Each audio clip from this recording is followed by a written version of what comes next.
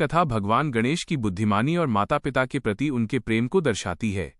एक बार शिव और पार्वती के दोनों पुत्रों गणेश और कार्तिकेय के बीच इस बात को लेकर होड़ लग गई कि उनमें से कौन बड़ा और श्रेष्ठ है।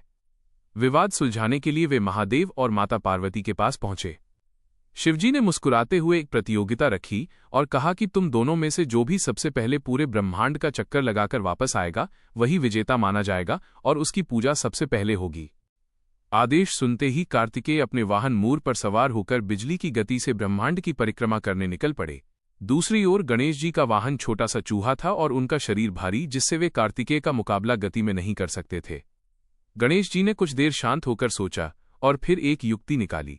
उन्होंने भगवान शिव और माता पार्वती को एक ऊंचे आसन पर बैठाया और बड़ी श्रद्धा के साथ उनके चारों ओर 7 बार परिक्रमा की।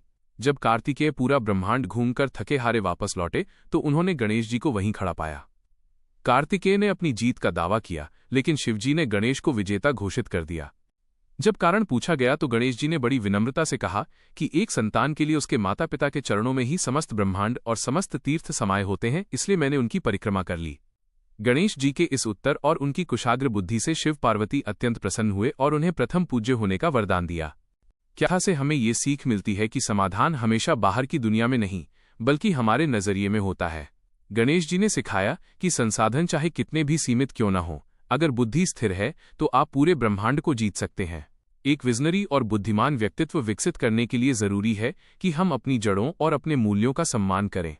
अगर आप भी अपने जीवन में ऐसे ही प्रेरक विचारों और बुद्धिमानी भरी सीखों को अपनाना चाहते हैं तो इस चैनल को अभी सब्सक्राइब करें।